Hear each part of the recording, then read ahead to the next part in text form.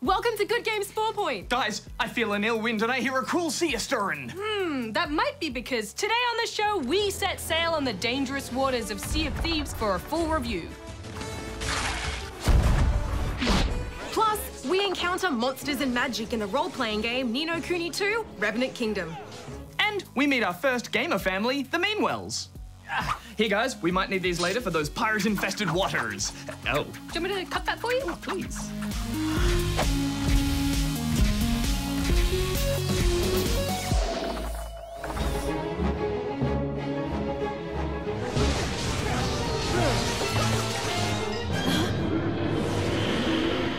Developed by Level 5, Revenant Kingdom is a third-person RPG and a sequel to the first Ni No Kuni, Wrath of the White Witch. Now, having not played the first one, I'm a bit worried we're not totally up to speed. If only there was someone we could call upon in our hour of need. Look no further. I couldn't help but overhear you need some nuggets of Ni No Kuni knowledge. Oh, thanks, D.A.R.R.E.N. Could you tell us what the first game was about? You know, just so we're all on the same page. But no spoilers. Of course, Rad. In Ni No Kuni, Wrath of the White Witch, you played as a kind, gentle young boy named Oliver, who journeys to a magical land called the Other World. With the help of his friends and familiars, he fights to restore the hearts of the citizens. It was a beautiful tale of courage, loss, and acceptance, with some tricky turn-based style combat. I recall Hex and Barjo rating it quite highly. Oh, thanks, D.A.R.R.E.N. In this sequel, things kick off with a bang. When a catastrophic event sees the president, a man named Roland, transported to the kingdom of Ding Dong Dell, where he meets a young boy named Evan. Who are you? Evan is a Grimalkin, part human, part cat, who's about to be crowned king. Until a crew forces him and Roland to flee. So basically, everyone's having a pretty bad day. Yeah, no kidding. But that doesn't keep Evan down for long. After escaping the city, he decides to unite all the nations of the world and form his own kingdom.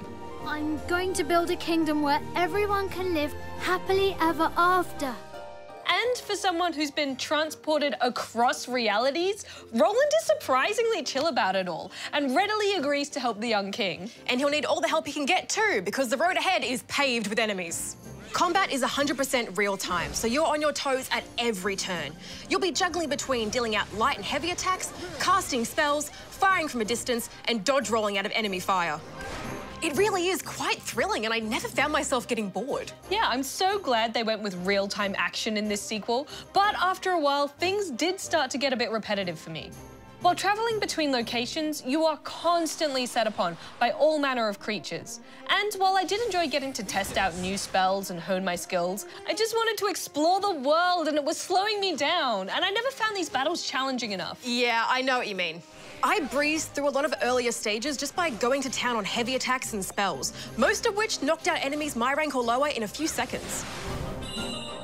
I just don't think they got that difficulty balance right. Thankfully, there are some optional super tough enemies to test your skills. Oh, yep. Across the map, you'll find tainted monsters. These are creatures infected by evil, and they are much tougher than regular enemies. Defeating one will earn you a higher bounty and better loot, but these fights are not to be taken lightly. As I found out pretty quickly. Sorry. In between fighting beasties, you'll be building and running the Kingdom of Evermore. This will be your base of operations as you grow from a small encampment to a town and soon a united kingdom. Here, you'll build various facilities that'll supply weapons, food, medicines, and clothes to your people. I had a lot of fun managing my little community and picking out who would be best suited where, and then watching them rake in all that sweet, sweet coin. Plus, you'll also be able to research new upgrades and improvements to your weapons, armor, and spells, which you'll need when going up against those tougher enemies. I don't know, I just couldn't get into this management side of things. Like, that's not a criticism on the game itself, because I know there are a lot of people that really enjoy this kind of stuff, but it's just not really up my alley. I prefer to be out there exploring this beautiful world rather than holding myself up in the castle, you know? Yeah, I get what you mean. And it is a gorgeous world. Each location has its own distinct feel. From the arid desert of the Sky Pirates to the lively Eastern-style city where the roll of the dice decides your fate. Oh, I could lose myself in this world forever. Final thoughts, Rad? While I could have done with some harder challenges, I still had fun in Revenant Kingdom. It's a big, beautiful world that's full of wonder, and it has some real-world lessons for spawnlings young and old, too. I'm giving it 3.5 out of 5 rubber chickens. Despite not having played the first game, I think Revenant Kingdom stands up on its own really well. I loved it. I'm giving it 4.5 out of 5.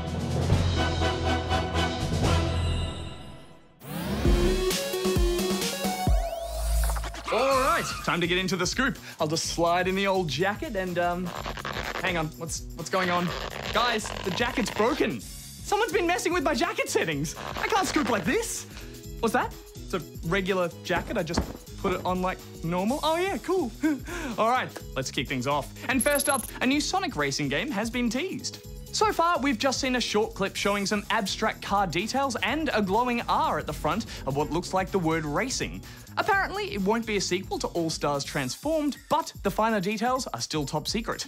The news followed the announcement that Sonic Mania will also be getting a physical release for console this year, along with a new Encore mode, an expanded competition mode, and some new playable characters.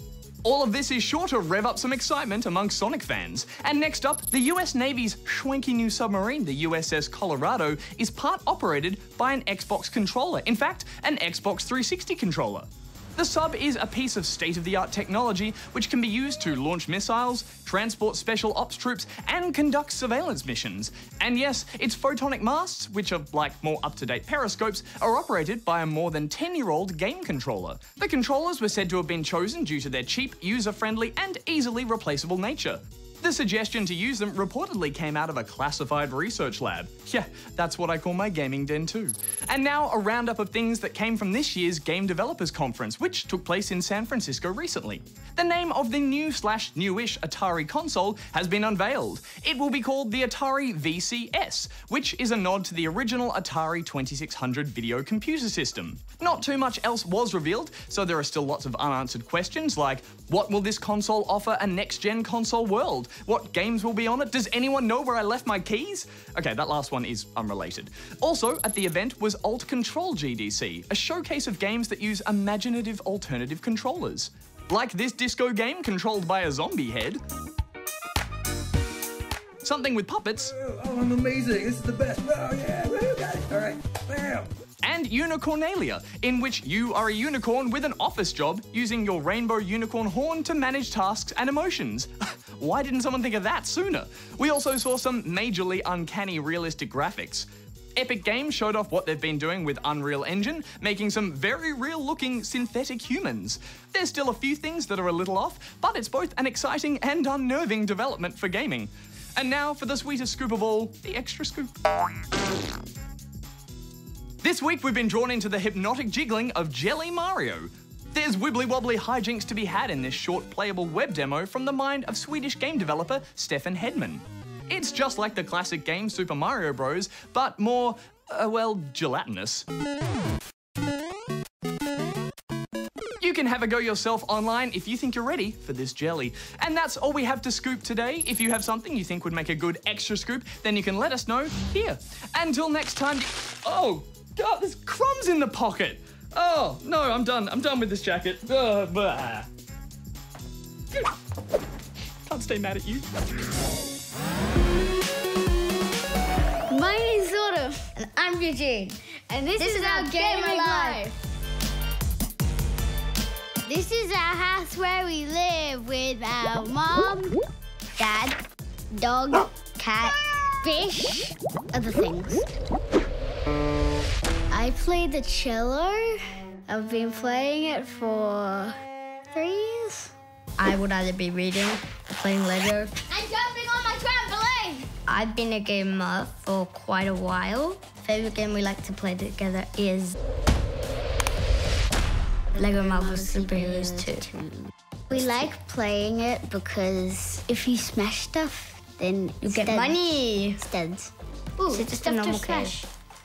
Smashing is good, isn't it? Some parts of it are cooperative, others you just smash. Oh wait, what am I doing? I'm carrying a car. What? It's just fun because like you can like talk to the person next to you. And you can discuss what you need to be doing. And we also made this Minecraft house. Mom and Dad. So we have 2 controllers for our Switch, but when we only had 1, he was the architect, and then we would build it because we were much faster. Why don't you fly up in the sky and get a good view of the whole zoom house? in, and then you can see it, and then we'll go inside. But then when we got 2, we would both do it, so we could get more done. Our dad would ask us if we needed something, And sometimes we would ask him, like, if should we make and this? we just agreed on it. We sort of all made it together. It was ours. We've made quite a few games.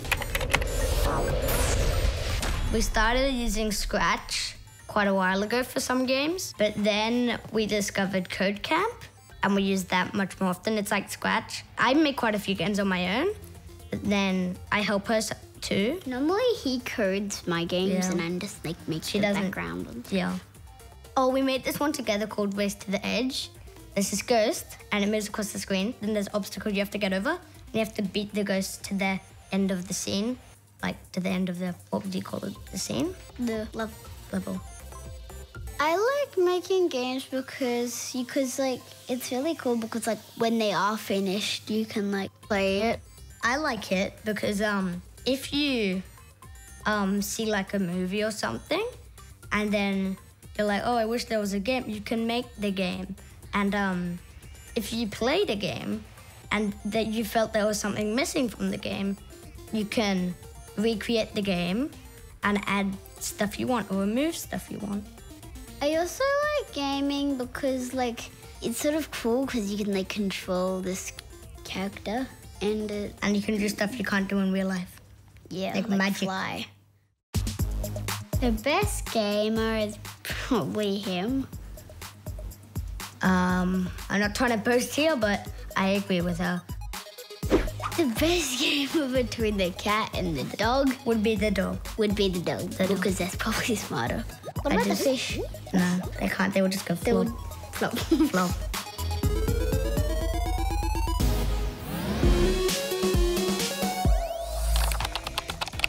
All right, well, it's question time once again. Yes, I love seeing what great questions we have on the cards or screens. Me too, Jim. Let's launch into this one with a video from Corey.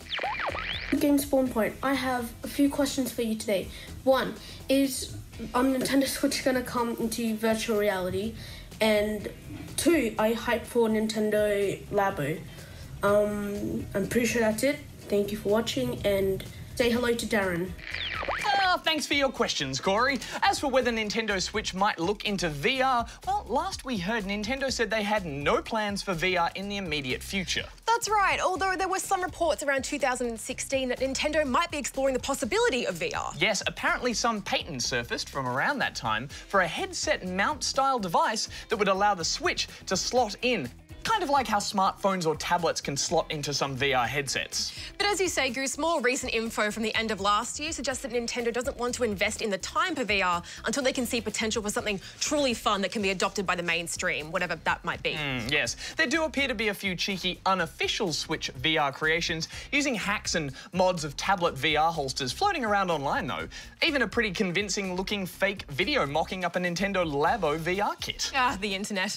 Which brings us to your next question about whether we're hyped for Nintendo Labo. Well, I, for one, am pretty excited about getting crafty as part of the video game experience. Sitting down for a Crafternoon Labo project sounds like fun to me. Me too, Jem, but those kits are pretty expensive, so we'll have to wait and see how they go once we test them out. Will they wear? Will they tear? Will they live up to the hype, or will we get cardboard after a few plays? Ah, yes, much to consider. We'll actually be checking out Labo on the show next week, so stay tuned for our hands-on verdict. Yeah, I can't wait. Now, Corey also wants us to say hi to D.A.R.R.E.N, so let's give him a buzz, shall we? Yeah. Look at you, dialing D.A.R.R.E.N like a pro, like a boss. Oh, they grow up so fast. Thanks, Goose. Hello, D.A.R.R.E.N speaking. Oh, hey, D.A.R.R.E.N, it's Gem and Goose. We're doing it at the Ask SP desk. In our video questionnaire, Corey wanted us to say hi to you. So, hi, D.A.R.R.E.N. From Corey. Well, hello, Gem and Goose. And hello, Corey. Hello. D.A.R.R.E.N, you might want to stay on the line for this next question. It's from Motown Princess in the Motor City outside Australia. Well, all right then, but I can't hold all day, Goose. I am a busy digital assistant, you know. I have all manner of important, digital things to do. He's very bored. Did you hear that? Negative, Goose. Hi, good game. Is there gonna be a Just Dance Motown game? If it don't exist, I'll make Darren drink from the noob cup. Peace. Well, Motown Princess. Oh, we need a bow. We couldn't find any information about current plans to release a specific Just Dance Motown game, but there are certainly a couple of Motown tracks on other Just Dance editions. Yeah, that doesn't mean it's impossible. I mean, they have released some other genre-themed games, like Just Dance, Disney Party and Disney Party 2, which featured songs from Disney films and series, or Just Dance Summer Party, which had a bunch of summery songs. So who knows? Maybe they could release a specific Motown edition if they sense there was enough demand for it. I mean, if Ubisoft knew the Motown Princess was keen for one, that could be pretty persuasive. Royally persuasive, I would think. Oh, now, Darren, thank you for holding. The Motown Princess says you should drink from the noob cup if a Just Dance Motown game doesn't exist. What do you think about that? Well, I hardly think that I should have to drink from the noob cup when I haven't committed a cuppable offence. I cannot be held responsible for games that do not exist. I suppose that's fair enough. But, you know, if you can find a copy of Just Dance 2015, it features one of my personal favourite Motown hits, Ain't No Mountain High Enough by Marvin Gaye and Tammy Terrell. Although I do like to sing my own alternate lyrics. Ain't no hard drive full enough, ain't no Wi-Fi slow enough, ain't no software old enough to keep me from lasering noobs. All right, Darren, I think that's quite enough. Let's get you off the line. Oh, I didn't know Darren was so funky. Frankly, I didn't want to know. Okay, well, I think we have time for one quick question. How about this one from Mitchell in O'Connor, ACT? It's going to be stuck in my head all day. Hi, GGSP. Do you know how to do level 29 on Bring You Home? P.S. Do this. Ha! Ha! Ha!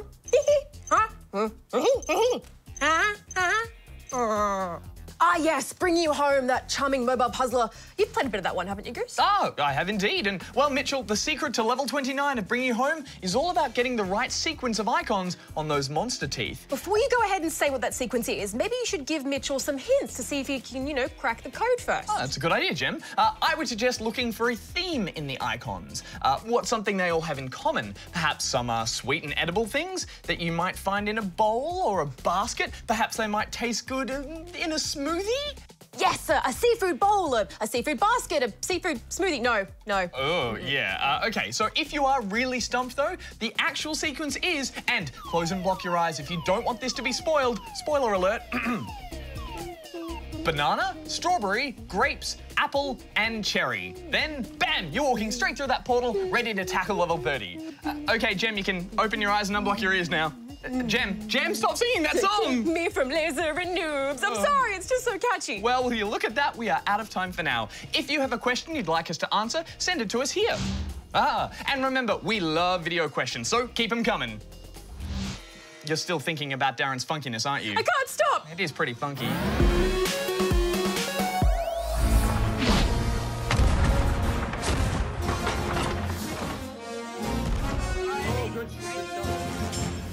I think they gotta grab us.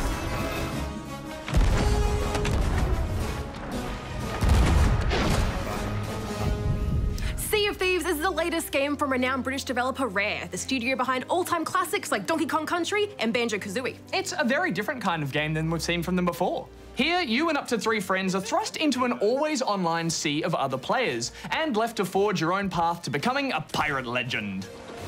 I'm on that shit. I'm stealing as much as I can. Leap off into the water again.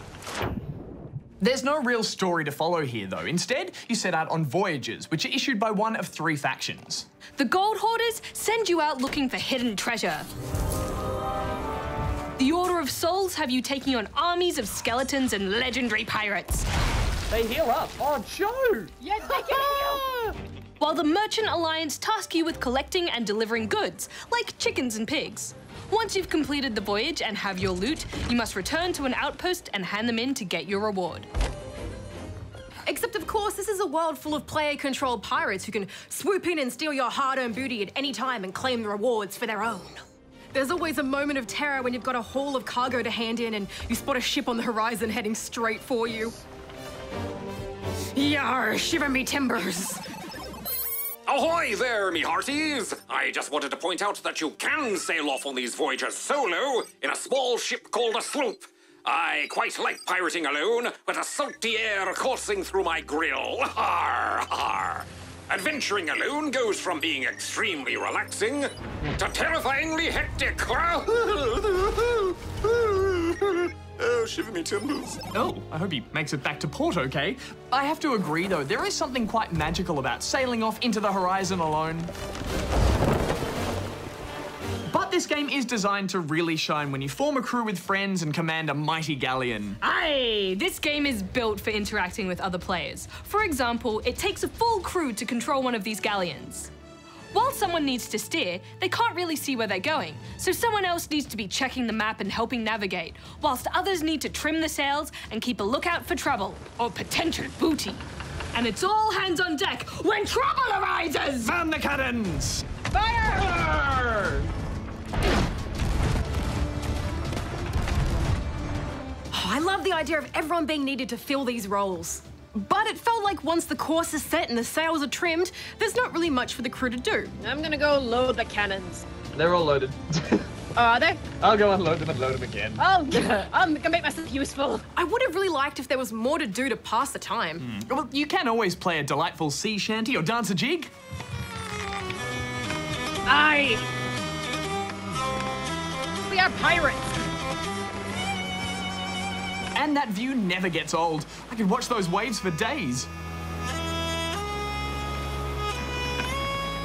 Yeah, it is super pretty, especially when the sun catches the waves just so.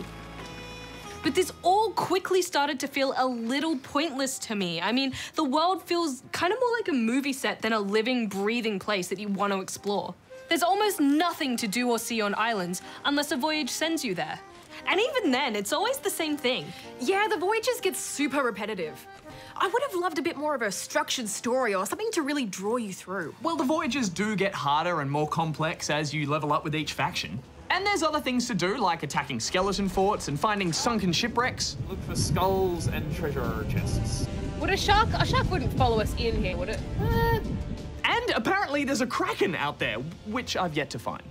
And that mysterious stranger seems to have something cool to offer you once you've leveled up enough. Hail pirate. That character is so useless. Why tell me to come back every 5 levels if you're not gonna give me anything? At least give me like a new hat or some gold, you know, a bit of pocket money, something. And speaking of the rewards, none of them are interesting. All you can buy are cosmetic upgrades, like new sails, clothes, and weapon designs. And speaking of weapons, while ship combat is fun, the melee combat felt super clunky. You're welcome. I don't think so. Yeah, it needs some exotic or rare weapons or special buffs for your ship to give players something worthwhile to work towards. It's just crying out for more interesting toys to be added to the sandbox. Yeah, while I totally agree with everything you're saying, I still had a lot of fun with this. Getting voyages, setting a course, rigging the sails, tacking against the wind, following the clues, digging up gold, fighting off other pirates. It's the pirate's life. It just creates these awesome organic stories and encounters. From finding a lonely friendly pirate who wants to share his loot, or trying to fight off hordes of skeletons while a hostile galleon tries to raid your ship. I'm gonna patch up the ship. I'll come back for you. I have to leave. Oh boy. Oh, this cannon's not working. When all those systems are just working together, it's so exciting. Nah, I wanted more from the world. I think they've got the skull and bones of a great game here, but it's missing the heart and soul for me. Maybe after they've added in more stuff to do, I'll change my mind. But for now, I'm giving this 2. Yeah, it's got some great ideas and it can come together brilliantly, but I think it just banks too much on players making their own fun rather than giving them something fun to do.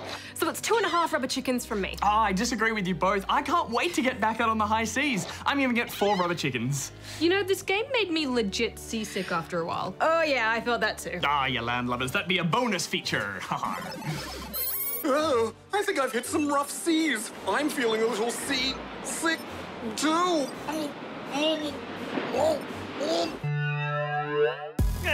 That was a quick change. Best not to catch the bus looking like some dodgy buccaneers.